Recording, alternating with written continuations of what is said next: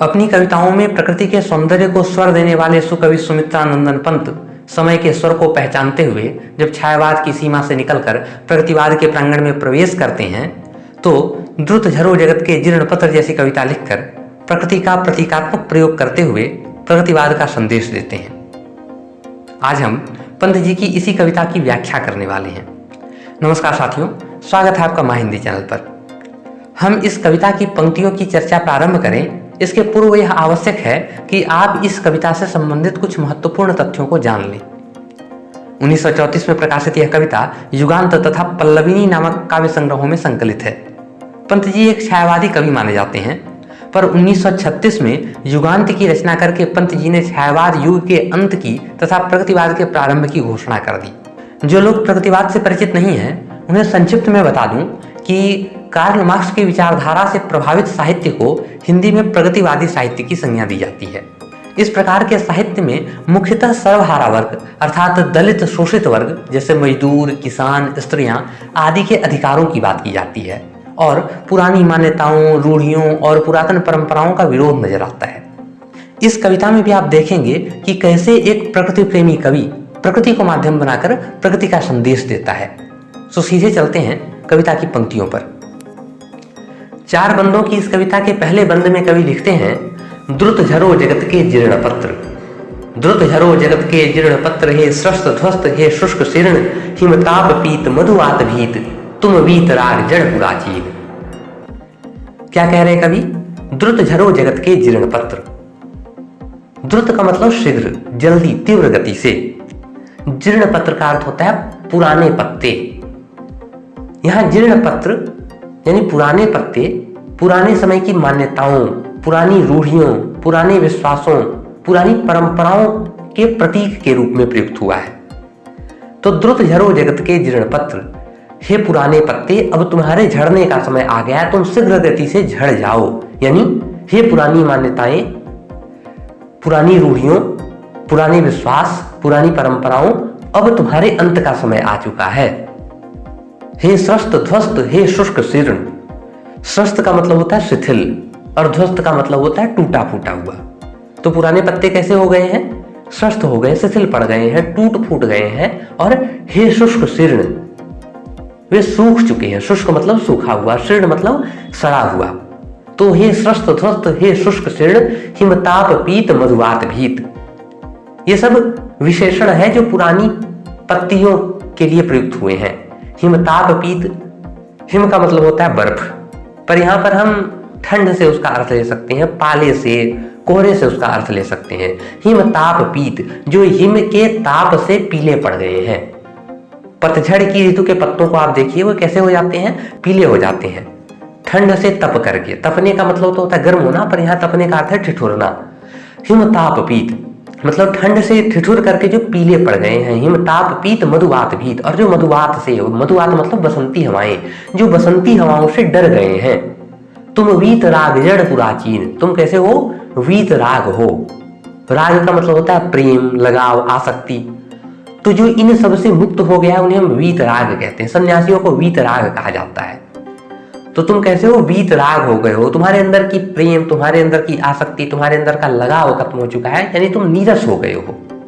पुराने पत्ते कैसे हो जाते हैं? नीरस हो जाते हैं। और जड़ हो जाना, जड़ का मतलब होता है एक जगह स्थिर हो जाना। जिसमें चेतना खत्म हो गई उसे हम जड़ कहते हैं। चेतन का उल्टा क्या होता है? जड़। तो तुम वीत राग, तुम कैसे हो? वीत राग हो, जड़ हो और पुराचीन हो, प्राचीन हो। ये सारे विशेषण किसके लिए प्रयुक्त हुए हैं? पुराने पत्तों के लिए। तो इसलिए पुराने पत्तों को कवि क्या कहते हैं? द्रुत झरो जगत के जीर्ण पत्र, हे जगत के जीर्ण पत्र, पुराने पत्ते, तुम जल्दी से झड़ जाओ। हे पुरानी मान्यताएं, पुराने विश्वास, पुरानी रूढ़ियों, अब तुम्हारे अंत होने का समय आ गया है। क्यों? क्योंकि अब कौन आने वाला है? अब एक नया युग आने वाला है। छायावाद का अंत होने वाला है, प्रगतिवाद आने वाला है। तो नए युग के आगमन के लिए आवश्यक है पुराने युग की जो मान्यताएं हैं उनका अंत हो जाए, पुराने युग के जो विश्वास है उनका अंत हो जाए, पुराने युग की जो रूढ़ियां हैं उनका अंत हो जाए। अब अगली पंक्तियों पे आते हैं। निष्प्राण विगत युग मृत विहंग, जगनीर्ण शब्द और श्वासहीन, च्युत अस्त व्यस्त पंखों से तुम झरझर अनंत में हो विलीन। कवि कहते हैं निष्प्राण विगत युग, हे विगत युग, विगत युग यानी बीता हुआ युग, तुम कैसे हो? निष्प्राण हो चुके हो। मृत विहंग, इस बीते हुए युग की तुलना कभी मृत विहंग से करते हैं। विहंग का मतलब होता है पंछी, जो मरा हुआ पंछी है तुम उसके समान हो गए हो, निष्प्राण हो गए हो। निष्प्राण विगत युग मृत विहंग, जग नीड़ शब्द और श्वासहीन। जग नीड़ यानी दुनिया रूपी नीड़ में, नीड़ का मतलब होता है घोंसला, तो दुनिया के घोंसले में तुम कैसे हो? शब्द और श्वासहीन। मृत्यु की पहचान क्या है? मृत्यु में शब्द मौन हो जाते हैं और श्वास का अंत हो जाता है।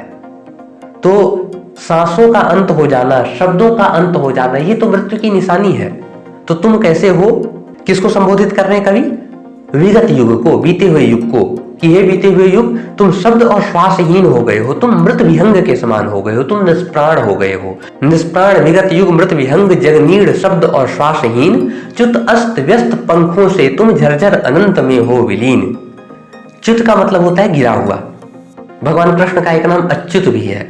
अच्युत मतलब जो कभी अपने स्थान से गिरे नहीं, डिगे नहीं, जो कभी भ्रष्ट न हो। च्युत अस्त व्यस्त पंखों से तुम, अस्त व्यस्त मतलब बिखरा हुआ, पंखों से तुम, जिस प्रकार एक मृत विहंग मरे हुए पंछी के पंख क्या हो जाते हैं? अस्त व्यस्त होकर गिर जाते हैं, झड़ जाते हैं, उसी प्रकार हे विगत युग तुम भी क्या हो जाओ? झड़ अनंत में हो विलीन। तुम झर करके अनंत में विलीन हो जाओ। अनंत का मतलब क्या है? काल की बात की गई है। ये जो काल है वो अनंत है, समय है वो अनंत है, इसमें न जाने कितने युग आए और चले गए। अगर भारतीय मान्यताओं को देखें तो यहाँ पर भी 4 युगों की कल्पना की गई है, सतयुग, त्रेता, द्वापर और कलयुग। ये सारे युग आए और आकर के चले गए, बीत गए, और इनकी आयु भी, इन युगों की जो अवधि है वो भी कई लाखों वर्ष की बताई जाती है। पर ये सारे युग क्या होते हैं? आते हैं और चले जाते हैं। अगर हम आधुनिक विज्ञान की बात करें तो यहाँ पर भी हम पाते हैं कि ये जो बिग बैंग हुआ था, जो आज से 14 अरब साल पहले हुआ था, उसके बाद न जाने कितने समय तक आकाश गंगाओं की सृष्टि हुई, सूर्य की सृष्टि हुई, उसके बाद जाकर के पृथ्वी की सृष्टि हुई, जो आज से 4 अरब 4.5 अरब साल पहले बताई जाती है। 6-6.5 करोड़ साल पहले हमारे धरती पर डायनासोर राज किया करते थे, वो सारा युग खत्म हो गया। उसके बाद इधर जो पुरानी सभ्यताएं हैं, न जाने कितनी सभ्यताएं आई और आकर के चली गई, आज हम उनके केवल अवशेष देखते हैं। तो ये सारे क्या थे? युग थे। न जाने कितने लोगों ने भारत की भूमि पर शासन किया, पर वे क्या हो गए? समय के साथ इतिहास के पन्नों में दफन हो गए। कोई भी स्थायी नहीं रहता। तो कवि कहते हैं कि हे पुराने युग तुम भी उसी अनंत में विलीन हो जाओ, जहां पर न जाने कितने युग आए और जाकर के विलीन हो गए। वो समय अनंत है, उसी में जाकर तुम्हें भी विलीन हो जाना है। तो तुम उसी प्रकार, जिस प्रकार एक मरे हुए पंछी के पंख झड़ करके विलीन हो जाते हैं, उसी प्रकार हे पुराने युग, हे निष्प्राण हो चुके युग, तुम भी अब अनंत में विलीन हो जाओ। अब अगले बंद की ओर बढ़ते हैं, जहां पंत जी लिखते हैं, कंकाल जाल जग में फैले फिर नवल रुधिर पल्लव लाली, प्राणों की मरमर से मुखरित जीवन की मांसल हरियाली। कंकाल जाल, कंकाल का अर्थ होता है हड्डियों का ढांचा। तो जब पतझड़ की ऋतु आती है तो पेड़ पौधे कैसे हो जाते हैं? ठूंठ हो जाते हैं, कंकाल की तरह हो जाते हैं। तो ये जो दुनिया कंकाल बन गई है, ठूंठ हो गई है, उसमें अब क्या होगा? यानी फिर से जब वसंत आएगा तो क्या होगा? फिर नवल रुधिर पल्लव लाली, इनमें नवल रुधिर, नवल यानी नया, रुधिर यानी रक्त, फिर इनमें नए रक्त का संचार होगा। पल्लव लाली, पल्लव का अर्थ होता है पत्ते, और लाली का मतलब लालिमा। तो नए पत्ते जो होते हैं, जिनको कोपल कहते हैं, किसलय कहते हैं, उन्हें अगर आप देखेंगे तो पाएंगे कि उनका रक्त लालिमा लिए हुए होता है, हल्का लाल होता है। तो कवि कहना चाहते हैं कि वो जो नए पत्तों की लालिमा है वो पूरे संसार में फैल जाएगी।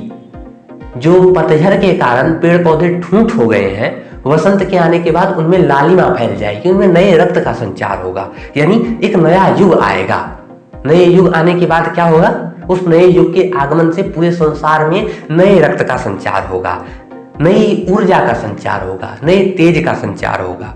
फिर नवल रुधिर पल्लव लाली, प्राणों की मरमर से मुखरित जीवन की मांसल हरियाली। प्राणों की मरमर से मुखरित, प्राणों की मरमर, मरमर का मतलब होता है वो जो पत्तों के सरसराने की ध्वनि होती है, हवा से जो पत्ते डोलते हैं उनसे जो ध्वनि उत्पन्न होती है उन्हें हम मरमराहट कहते हैं, मरमर कहते हैं।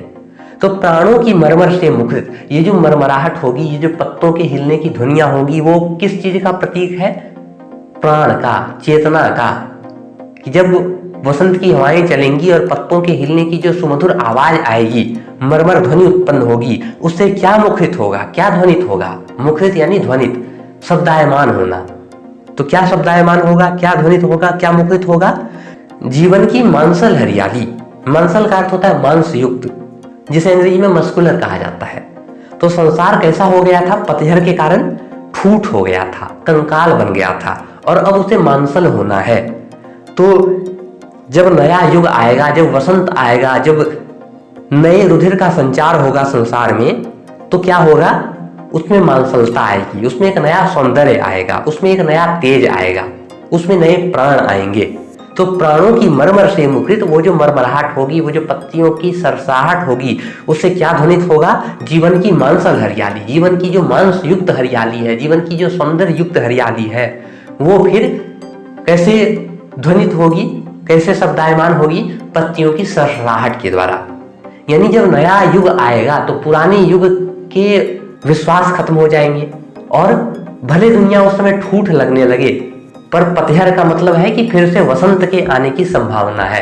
तो फिर से नया युग आएगा, और नया युग वसंत की हरितिमा लिए हुए आएगा, वसंत की लालिमा लिए हुए आएगा, और फिर संसार और अधिक खूबसूरत हो जाएगा। इस कविता के अंतिम वर्ण में कवि लिखते हैं, मंजरित विश्व में यौवन के जग कर जग का पिक मत वाली, निज अमर प्रणय स्वर मदिरा से भर दे फिर नवयुग की प्याली। मंजरित का अर्थ होता है मंजर से युक्त। अब ये जो नया युग आया है, ये जो नई ऋतु आई है, इसमें क्या है? पूरा संसार मंजरों से, नई नई पत्तियों से, नई कलियों से, नए फूलों से भरा हुआ है। पूरा संसार मंजरित है। और कैसा है? अपने यौवन में है। यौवन में जिस तरह सौंदर्य नजर आता है, उसी तरह संसार अपने सौंदर्य की चरम स्थिति में है। मंजरित विश्व में यौवन के जग कर जग का पिक मतवाली। पिक को यानी कोयल को संबोधित करते हुए कहते हैं, जग कर जग का पिक। एक ही शब्द का दो बार प्रयोग हुआ है, पर दोनों के अर्थ अलग अलग हैं। पहला जग यानी जागना, और दूसरा जग का अर्थ है संसार। तो इसे हम यमक अलंकार कहते हैं। जग कर जग का पिक, हे दुनिया के पिक, कोयल तुम जागो, और जाग करके क्या करो? पूरे युग में निज अमर प्रणय स्वर मदिरा से, अपने प्रणय स्वर की मदिरा से। प्रणय का अर्थ होता है प्रेम, प्रेम वाले स्वर की मदिरा से भर दे फिर नव युग की प्याली। ये जो नए युग की प्याली है, नए युग का जो पात्र है, उसे भर दो। किससे भर दो? प्रेम रूपी स्वर की मदिरा से। मदिरा का अर्थ यहाँ है आनंद से, उल्लास से, उमंग से। क्यों? क्योंकि जो पुराना युग था वो कैसा हो गया है? शुष्क हो गया है, शीर्ण हो गया है, ध्वस्त है, पुराचीन है, प्राचीन है, जीर्ण है, सूखा हुआ है। पुराने युग की जो शुष्कता थी, पुराने युग की जो नीरसता थी, पुराने युग की जो प्राचीनता थी, पुराने युग की जो जड़ता थी, उनका अंत करना है। और उनके अंत के लिए क्या लाना होगा नए युग में? हमें नया उल्लास चाहिए, नया उमंग चाहिए, नया उत्साह चाहिए। तो पिक को संबोधित करते हुए कवि कहते हैं, कोयल को संबोधित करते हुए कवि कहते हैं कि तुम अपने प्रेम रूपी स्वर की मदिरा से इस नए युग में उल्लास, नए युग में उमंग, नए युग में उत्साह का प्रसार करो। निज अमर प्रणय स्वर मदिरा से भर दे फिर नवयुग की प्याली। अर्थात हे कोकिल, हे पिक, अपने प्रणय स्वर की मतवाली मदिरा से तुम इस नए युग की प्याली को भर दो। नए युग में प्रेम का, आनंद का, उल्लास का, उमंग का संचार करो। अब आपके मन में प्रश्न उठ सकता है कि कवि पिक किसे कहते हैं, कोयल किसे कहते हैं, कोकिल किसे कह रहे हैं? संभवतः उस युग के कवियों को कवि संबोधित करते हुए कहते हैं कि ये जो नया युग आने वाला है, इसमें आप अपने शब्दों के द्वारा, अपनी कविताओं के द्वारा, अपनी रचनाओं के द्वारा प्रेम का, उमंग का, आनंद का, उल्लास का संचार करें। तो ये थी सुमित्रानंदन पंत जी की कविता द्रुत झरो जगत के जीर्ण पत्र।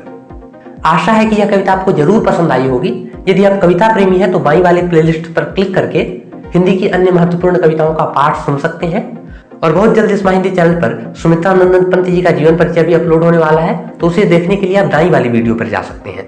कोई भी प्रश्न हो, सुझाव हो, शिकायतें हो तो कमेंट बॉक्स आपके लिए ही है। अपना कीमती समय देने के लिए आपका बहुत बहुत धन्यवाद।